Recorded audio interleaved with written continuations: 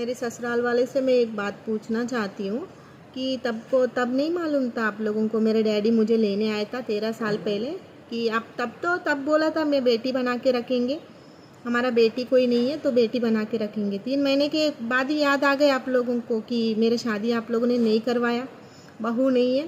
फिर भी 1 साल आप लोगों ने रखा अच्छा से, बहू नहीं है नहीं है नहीं है बोलते बोलते आप मेरे को घर में रखा था, 1 साल काम करवाया था, उसके बाद घर से निकाल दिया था। आपका बेटा को आने देते थे पर मेरे को नहीं आने देते थे।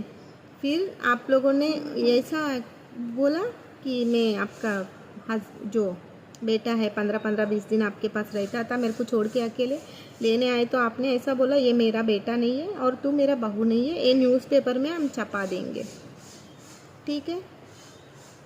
फिर भी मैं आपके साथ, आप भले आप मेरे को बहू नहीं माना, कम से कम इंसान जैसे भी नहीं देखा, तो भी आप, फिर भी मैंने आपको मान मर्यादा रखी थी।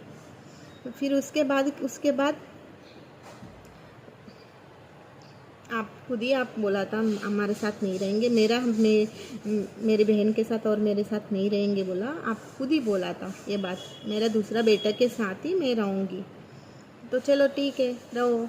उसके बाद मेरा छुट्टा छेड़ा का ड्रामा हो गया था, बार बार मेरा छुट्टा छेड़ा, मैं आपके साथ रहती थी फिर भी आपको खटकती थी, नहीं रहती हूँ फिर भी खटकती थी, छुट्टा छेड़ा का प्रोग्राम हो गया। उसके बाद आप लोगों का गलती पकड़ा जाने के बाद मेरे को घूमने की बहाना बना के मेरा मायके में रह के आओ बोल के मेरे को भेजे थे, मेरा घर भेजे थे ज़बरदस्ती, मैं नहीं जाना चाहती हूँ फिर भी भेजे थे। अभी लेने आओ बोले तो कि आप ये कंडीशन रख रहे हो कि आपके साथ रहूँगी तो ही मुझे ले आएंगे, नहीं तो मेरा घर बसने नहीं देंगे। 13 साल पहले, अभी 13 साल में किधर गए आप लोगों का कि मैं बहू हूँ? तब याद नहीं आई, मैं तब भूल गए थे, अभी याद आ गई कि मैं बहू हूँ। हैदराबाद भेज दिया, मेरे को आने नहीं दे रहे, फिर भी मैं बोला चलो ठीक है आने नहीं दे रहे तो मेरा नाम की कर्जा भर दो जो लिए थे आप लोगों ने। तो आप लोगों को ये बोलने लगे हिंदी भाषी है, हम हिंदी भाषी है, ये याद आ गया।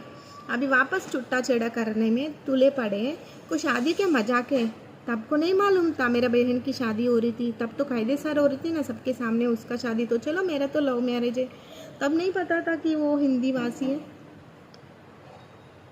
तब नहीं मालूम था वो तेलुगु से शादी कर रहे हैं आप लोग। तो तेलुगु वाले कोई भी दूसरे स्टेट में जाएंगे तब दूसरी भाषा बात करेंगे, वो स्टेट का नहीं बात कर सकते ना, कोई भी हिंदी कॉमन लैंग्वेज है तो हिंदी में ही कनेक्ट करेंगे ना। तो तब नहीं मालूम पड़ा आप लोगों को, बार बार हिंदी